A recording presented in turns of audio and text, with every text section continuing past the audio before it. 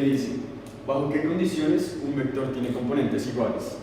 Primero hay que entender que cualquier vector se puede descomponer en sus componentes, es decir, si yo tengo este vector, lo puedo descomponer en una componente vertical y una componente horizontal. Entonces, ahora la pregunta es, ¿bajo qué condiciones un vector tiene componentes iguales? La respuesta es muy simple. Partimos desde el origen y siempre los vectores se dibujan en un ángulo. En este caso, para que las componentes sean iguales, tiene que hacerse en 45 grados. Entonces, si acá hay un ángulo de 45 grados hacia donde yo dibujo este vector, se formaría, si quiero sacar la componente en y, un triángulo recto. Entonces, este triángulo recto acá tiene 90 grados, como cualquier triángulo recto, y acá tiene 45 grados.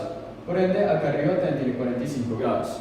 Por un teorema de la geometría, sabemos que cuando aquí y aquí hay 45, eso sería un triángulo isósceles. Por ende, tanto este lado como este lado, tanto este cateto como este cateto, serían iguales. Por ende, tanto la componente en X como la componente en Y pasan a ser iguales, dado que ambos ángulos miden lo mismo y es un triángulo recto, así que sus catetos son iguales. Bueno, ahora voy a contestar la pregunta, el problema número 33. ¿Qué dice el problema número 33? El problema dice lo siguiente. Se lanza un proyectil con una rapidez inicial de 60 metros sobre segundo en un ángulo de 30 grados sobre la horizontal. El proyectil aterriza en la ladera de una colina 4 segundos después. Omita la fricción del aire.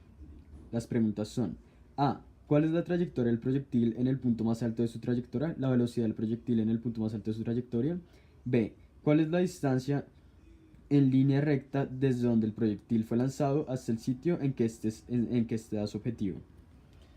Entonces, ¿qué se está planteando? Básicamente es un tiro parabólico. La velocidad inicial del tiro es de 60 metros sobre segundo. El ángulo, como ya se dijo, es de 30 grados, como se muestra aquí, y el tiempo de vuelo es de 4 segundos.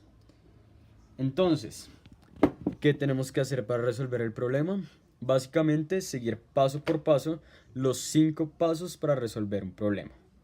Entonces, el primer paso básicamente consiste en la información. ¿Cuál es la información que tenemos? Básicamente tenemos un proyectil. Su velocidad inicial es de 60 metros sobre segundo, el ángulo de 30 grados y el tiempo de vuelo de 4 segundos, tal y como nos muestra la gráfica. El paso 2 nos dice cuáles son las preguntas que nos están haciendo, qué nos están preguntando. En primera instancia nos están preguntando cuál es la velocidad del proyectil en el punto más alto de su trayectoria, es decir, en esta parte donde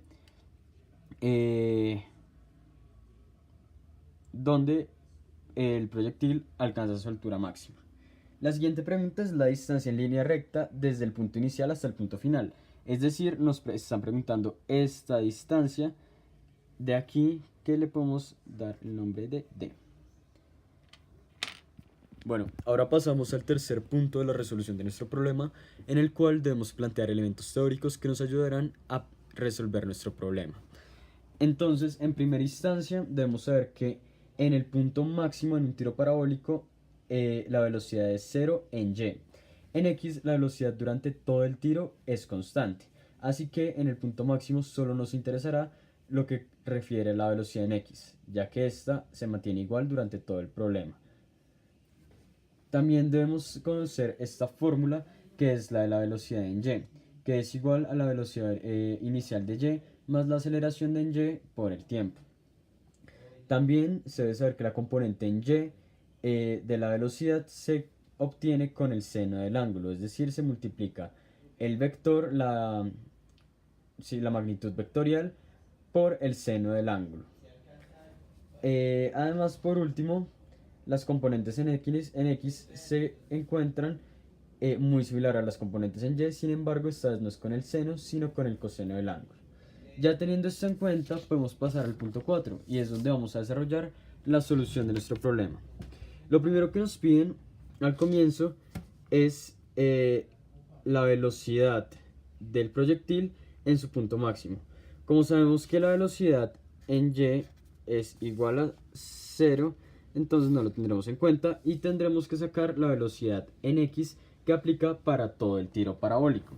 ¿Cómo encontramos la velocidad en x? Es muy fácil. Cogemos el vector que ya tenemos, la velocidad vectorial que ya tenemos, que es 60 metros sobre segundo, y lo multiplicamos por el coseno de 30, ya que el ángulo que tenemos al comienzo es de 30 grados. Siendo esto así, procedemos a hacer la multiplicación coseno de 30 por 60. Como ya vemos, esto nos da aproximadamente 52 metros sobre segundo, y esto pasará a ser nuestra respuesta. Ahora vamos a la siguiente parte del problema, la parte B. Entonces, ¿qué nos plantea la parte B? En la parte B, lo primero que tenemos que sacar es el desplazamiento en X. Entonces, bueno, volvamos a recordar cuál es la pregunta. Tenemos acá el dibujo, la gráfica. Lo que tenemos que sacar es la línea recta que se genera entre el punto inicial y el punto final. Recordemos que el punto final podría bien estar acá o acá. En este caso lo dibujé acá, sin embargo, esto constituye una línea recta que no necesariamente es como horizontal, sino que solo es recta. Entonces, en ese caso, debemos tener en cuenta tanto el desplazamiento en X como el desplazamiento en Y. ¿Cómo hacemos esto? Esto es muy sencillo. El desplazamiento en X se consigue multiplicando la velocidad inicial en X por el tiempo. Acá ya sabemos que la velocidad inicial en X es 52 y el tiempo, según lo plantea en el problema, es 4 segundos. Entonces acá, como ya se dijo, es muy sencillo. Se multiplica 52 por 4. Esto es 208, es decir, el desplazamiento en X fue 208 metros. Ahora pasamos con el desplazamiento en Y. El desplazamiento en Y se complica un poco más, sin embargo, no es nada del otro mundo. El desplazamiento en Y se consigue sacando primero la velocidad inicial en Y. La velocidad inicial en Y se consigue multiplicando la velocidad inicial, que es 60, por el seno de 30. La velocidad inicial por el seno de 30 por el tiempo, más 1/2 de la aceleración por tiempo al cuadrado. Esto es decir, la velocidad inicial en Y, la velocidad inicial es 60. Por el seno de 30 sabemos que el seno de 30 es 0.5. Entonces al final acá esto nos va a dar 30 por el tiempo, que es 4. Acá tenemos 1/2 de menos 9.8. 1/2 de menos 9.8. Usando la calculadora. Menos 9.8 dividido 2 es igual a menos 9.4. Ahora lo tenemos que multiplicar por el tiempo al cuadrado. El tiempo al cuadrado es 4 al cuadrado. 4 al cuadrado es 16. Entonces, esto lo multiplicamos por 16, lo cual nos da 78.4 negativo. Entonces tenemos el 120 positivo que tenemos a raíz de esta multiplicación y el 78.4 negativo que tenemos a raíz de esta operación. Ahora lo restamos y nos da la velocidad, el desplazamiento en Y. El desplazamiento en Y es 41.6. Ahora finalmente tenemos que usar la fórmula de desplazamiento, la fórmula de distancia entre dos puntos. Entonces para eso necesitamos tener, como ya se dijo anteriormente, tener en cuenta en Y y en X. Entonces esto, ¿cómo lo sacamos? Bueno, la distancia es igual a 208 al cuadrado, es como si fuera un triángulo recto. Entonces la distancia se saca. Digamos que tengo en Y, tengo 41.6. En X tengo 212. Lo que quiero sacar es esta distancia. ¿Cómo saco esta distancia? Mediante el teorema de Pitágoras. Entonces, elevo 208 al cuadrado, lo sumo más 41.6 al cuadrado y le saco raíz cuadrada a todo. Así que al final me da que esto es 212. Listo, esto es muy simple. Ya sacamos la distancia entre el punto inicial y el punto final. Y ya, básicamente eso se compone el problema. Entonces, para resumir, la respuesta a la primera pregunta es 52 metros sobre segundo, que es la velocidad en el punto máximo.